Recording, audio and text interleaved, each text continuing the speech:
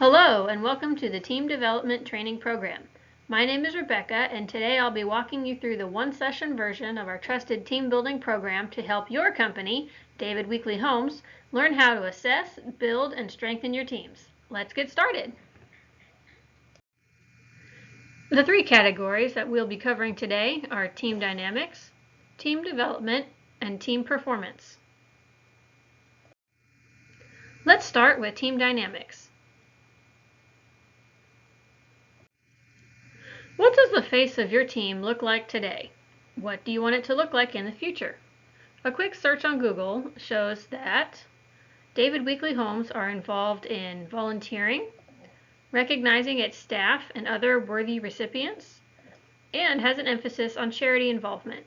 This is a great start to the face of your team, but let's get into more specific personality types. How to assess the personalities of your team. In order to determine the personality type of your team members, please reference the personality test inside your leadership packet. This can be copied and distributed among your business people in order to develop your team, as we will see in the next segment.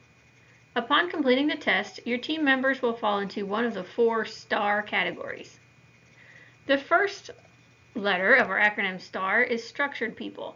They're very organized, they love to follow systems and patterns. For T, these are technical people. They're very analytical and knowledge-seeking. A is action-oriented people. These are the movers, talkers, networkers, and they're very competitive inside and outside the office. Lastly, our relationship people. These people are the huggy, kissy, feely kind that like to give and receive gifts. Let's see how best to arrange these personalities into a productive team. How to assemble your team. Many theories have been tested regarding team dynamics and productivity. One of the lead researching businesses was Google, which found that contrary to popular opinion that similar people work best with each other, they discovered that a variety of personalities work best to cultivate a successful project. By using people who had different interests in different fields, a more thorough examination could be made of projects and processes. Secondly, it is observed that the best teams work around a common vision. Robert Kiyosaki, a well-known businessman and wealth education teacher, notes that if people believe in what you're doing, they will work for you without pay. While not every team member would like to work without pay, it is an interesting statement to ponder. Do your people love what they do and embrace your company's vision? Thirdly, is to have a mission statement that inspires your team members beyond their own self-gain, because people want to be part of something bigger than themselves. Most anyone will say that they would prefer a raise, bonus, or extra time off for their energy, but at the end of the day, people really want to make a legacy of themselves for other people. David Weekley Homes already exhibits this trait as seen on the previous slide, but remember that even good plans can crumble without maintenance, so keep up the good work on that one. Lastly, the key to getting employees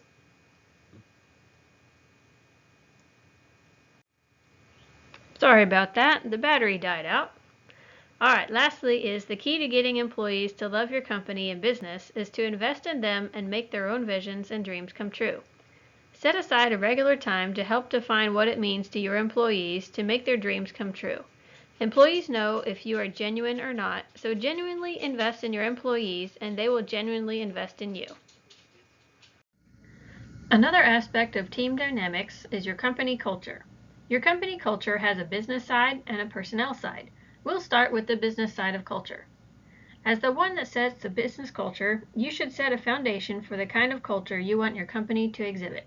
Having set standards and publishing the kind of environment you want to create will attract those kind of people to your business who are interested in contributing to that kind of environment. Next is to hire the right people. Don't settle for someone just to fill a void at a desk. Keep searching until you find the right person for that job, and they will contribute much more to your culture than a stand-in would. Once you have those good team members, you want to retain them. Employee and company bonds happen when employees feel needed and appreciated. I have yet to meet the employee that felt that they were overappreciated in their job. And remember that employee appreciation does not even have to cost any money. Sometimes just a kind word is the only thing that gets people through the day, so why not spread it around everywhere? Then, sell your vision. By that, we mean to set realistic expectations your people can meet and avoid fast success. Be unique. Do something for your employees that no one else offers in town. Play games, go on a field trip, do potluck lunches, get creative. Many times, it's the little things that keep employees interested and engaged in work. Turn your brand into a cause. Not necessarily a cause like buy a house and David Weekley will donate X amount of money to this charity, but rather, what are you trying to say to your people? Maybe something like, we are the happiest place to work in the U.S. Or, you can make friends here. Think of something that will relate to your people other than, this is my job that I get paid to do. The personnel side of your company culture. In order for your company culture to permeate every level, everyone needs to understand why their work matters. Understanding how they fit in the puzzle brings pride and responsibility for one's work, which also increases accuracy and speed of their tasks. Unity is created when every member sees that company values are practiced throughout the organization. If all levels of David Weekley Homes leadership embrace the company values, no one feels like the odd man out and the team can grow through promoting your values. Because every business thrives on having great customers, it is essential that all activities provide real value to the customer.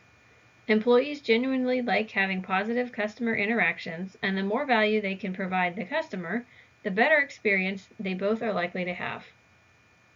Creating a positive culture also means that people's roles match up with their passions and capabilities. It is a commonly accepted fact that people do best at what they like best, so ask your teammates what tasks they prefer if possible, and switch up tasks to stimulate interest. The productivity will dramatically increase. Teams grow and flourish without dependency on individual leaders. Now, this might seem contradictory to having a management team in the first place. However, this is not saying that managers are not needed, but rather that managers should provide their teammates with the materials and training to do their best work and not become micromanagers. Bottom line results and goals are achieved as outcome of high performance culture, not as a goal in and of themselves.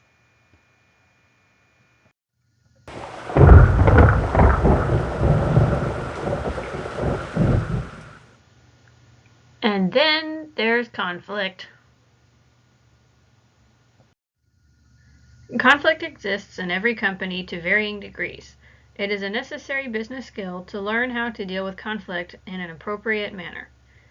Common negative reactions to conflict are avoiding at all costs, ignoring the problem, withdrawing, becoming aggressive and/or attacking, silent treatments, gossiping, excessive sick and leave time, and creatively working around the conflict. YouTube channel Breakthrough in Marketing says that conflicts exist when one person has need of another that is not being met. So how should we overcome conflict? First, we need to express the need. Conflicts cannot be resolved until we know what the conflict is and what it involves. Then, we need to find out if the need can or cannot be met. If the need can be met, there's no conflict. If it cannot be met, then there is conflict. While very simplistic, often the greatest conflicts can be resolved by dealing with the smallest details that get under one person's skin. The solution to conflict is determining how to meet the needs of team members who lack essential or desired tools to perform their jobs to the best of their ability. Now, sometimes conflict is created by team members who have accidentally or purposefully created a negative image of themselves to their teammates, perhaps in the hopes of gaining power, control, or perceived higher status over their peers. These characteristics include too much time on their hands, which causes them to go slowly or not work, constantly blaming others for their shortcomings, justifying their position as a victim, spreading negativity to others, recruiting negative sympathizers, spreading rumors, and this is a never-ending issue. Every business has negative employees, but the best businesses will learn how to teach these employees new positive habits. Or, if they are unwilling to learn, let them go so the business culture is protected. How to deal with negative employees before they start conflict. There are some anecdotes for negative team members willing to change their behavior. Firstly, be patient. Don't overreact. Negativity is often like a grenade, and you must dismantle it carefully. Secondly, cut off negativity before it has a chance to grow. Deal with it quickly to avoid further damage. Find out any challenges they have and clear them up.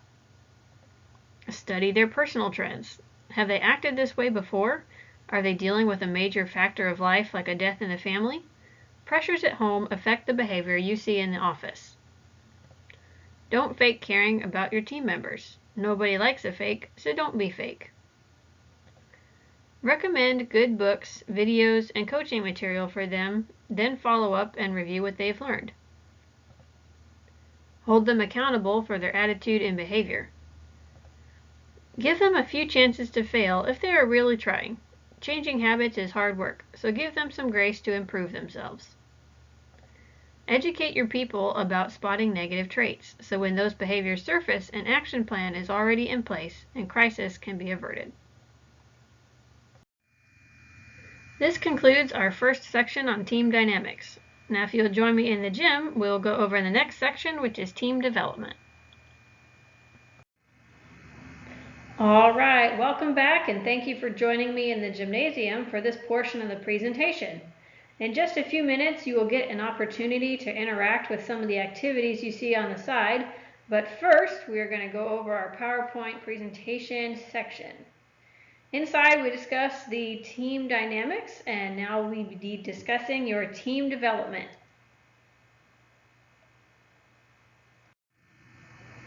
Let me start off by saying that this process takes a lot of time, so don't expect instant results overnight producing lifetime employees.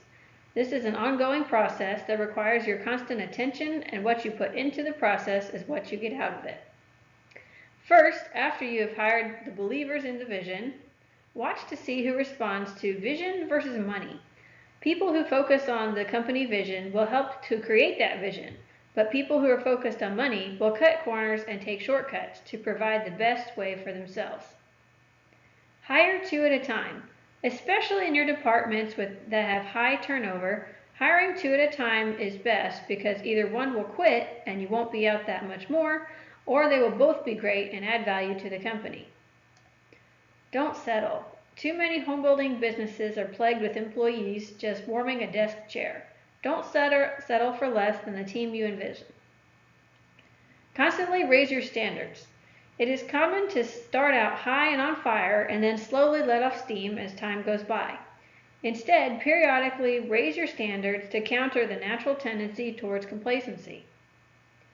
Always keep your values and principles in the front of your mind because they identify who you are in the home building industry. Don't compromise the big. Don't get bogged down in the weeds with every particular detail. Leave that to your managers and specialists. Your job is to focus on the big idea and make it work. Determine long-term and short-term thinkers. Short-term thinkers are looking just to decorate their resume and won't be around for very long. But long-term thinkers are looking to help others and the company long-term. Test until you trust. Trust is earned slowly, little by little. Keep testing your employees for integrity and for their ethics until you believe you can really trust them. Ask how they would handle a crisis. Drawing out their thoughts will show you if they are on track with the company's vision and if they are teachable. A call-out environment. This is where everyone can call out everyone. Although at first this idea is always met with resistance because it's potentially personal nature, it always results with the best outcome to be transparent and honest with teammates and to mitigate little distractions before they become big problems. Freedom of ideas. Allow and then listen and try to use your employees' ideas. Every battle is won when observed from several points of view, so the more input you have on your project, the better it will become. Paint a picture of who they could be. Sometimes employees don't initially latch on to the vision that you have for the company, so additional encouragement may be required to help them see their essential role within the company. You as the leader must be all in. If your people do not sense your vision in everything you do, they will not create the vision for you. Live your company vision every day. Next, developing your team will require you to define their goals and roles. This is done by organizing and categorizing the specific jobs that need to get done, distributing the workload as evenly as possible, publish who has what task and role so there is accountability among the team members, and then check back regularly for feedback about workload development and any issues that may need to be addressed. And now is the moment everyone's been waiting for. I hope you all used your time wisely during the break to get your tennis shoes on, because now I'm going to go over some team building exercises that you can use to build camaraderie at David Weekley homes. I've got 8 games to show you that are super simple and fun. I'll walk you through some here, and then we'll go wreak some havoc on the other side of the gym. First up is the water relay. In this game, everyone holds 2 cups in their hands. You do not have to use both cups if you don't want to, but the idea is to scoop the water out of one bucket, pour it into your neighbor's cup, and on down the line it goes until it reaches the empty bucket at the other end, which will then be measured to determine the winner. Next is the banana brawl. In this relay, a team member eats as much of a cluster of bananas as they can before running back to the line, at which point the next person will run out and eat as much of the banana as he or she can, and the process repeats. The winning team is the one who eats all 12 bananas first. Don't worry, we'll do this one last, so no one throws up. Balloon burst. In this game, team members take their balloons past the designated line, sit on the balloon to pop it, and then run back to tag their teammate to do the same. The winning team is the one that pops all their balloons first. Human knot. In this game, everyone in their group huddles up and grabs hands with anyone else in their circle. Members must then figure out how to untangle their arms by crossing under or stepping over each other's arms until all arms are untangled and members form one giant circle. The first team to unravel themselves wins. The longest chain. The object of this game is to tie the longest chain of anything together within your own team using your own things. Winner is the longest line produced after 5 minutes. The hula hoop pass. In this game, all team members join hands to form a line. A hula hoop is passed from the first person to the next by ducking your head under the hula hoop and then bringing your legs through it. You can bend and twist any way you want, but the human chain must remain intact. If it does not, the hoop starts back at the beginning. Winning team is the first to get the hoop to the end of the line. Guide the blind. Here we've set up some obstacles for a designated blindfolded team member to maneuver through. You must listen to your teammates to decide how to get to the other end of the room without touching any cones. Winning team steers their blindfolded player to the other end of the room first. Lastly is the balloon bursting war. In this game, everyone has one balloon tied to each foot. The goal is to burst the other team's balloons with your feet. The last team member or members of the same team standing wins. All right, let's go play some games. Welcome back to the Conference Center. I hope you enjoyed learning some new skills from our gym session. We've covered team dynamics and team development, and now I'll discuss team performance. Now that you have chosen and developed your team, they are ready to perform with excellence. But how do you determine whether progress is being made? Let's look at some methods to assess and evaluate team performance. First, clearly establish your set of objectives. After embracing your company's vision, your teams need to know which set of objectives have been clearly established for them to reach. When objectives are defined, attention is focused on these particular areas, and headway can quickly be made. Determining their level of performance with this method means that they reach or exceed their desired objectives. Next are manager subjective ratings. These are ratings which the manager gives based on the team's behavior, competencies, traits, and number of completed projects. This method has been the historical route for reviewing team performance, but this system is not without its flaws, because if manager-employee relationships are strained, the evaluation is only based on one person's perspective and can easily be skewed depending on their agreeableness with certain team members. This form of evaluation is now being morphed into the last kind of performance evaluation, which is 360 feedback. This performance evaluation is based on competency and interpersonal skills from a variety of people the team comes in contact with. It includes peer reviews, customer reviews, opinions from other supervisors, and even vendor feedback. If used too broadly, evaluators can get bogged down with too many conflicting details, but when used within the right frame, 360 feedback offers a well-rounded team performance evaluation. When discussing team performance, it is important to look at the historical context of business teams.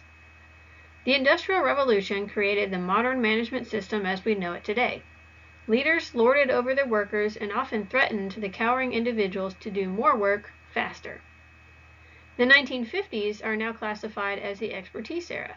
During this time, experts began to develop in their fields and could demand more from their employers because of their skills, which were exclusive and much needed.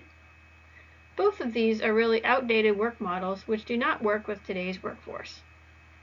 The modern model, which is now developing to expand and grow team performance, allows for more independence among its members. Hamza Khan says that managers need to allow more freedom if work is getting done on time and with high quality. We live in a culture now where people want to manage every detail of their lives to best meet their own needs, and their involvement at work is no exception. Once you have determined your team performance assessment method, you must learn how to sustain your team's performance. David Root says that successfully implementing a high-performance culture is most certainly a reason to rejoice, given the obstacles that are in the way when creating it. However, developing the culture isn't a set-it-and-forget-it exercise. To continually reap the benefits of a high-performance culture, you must find ways to sustain this culture through all your company's ups and downs. At the back of the conference center, you'll be given a booklet on his recent book, Sustaining High-Performance Teams. It further discusses much of what we've talked about today, but also gives more in-depth information regarding additional useful tools. His key points are: leaders must model high-performance behaviors. High-performance culture requires high-performance training.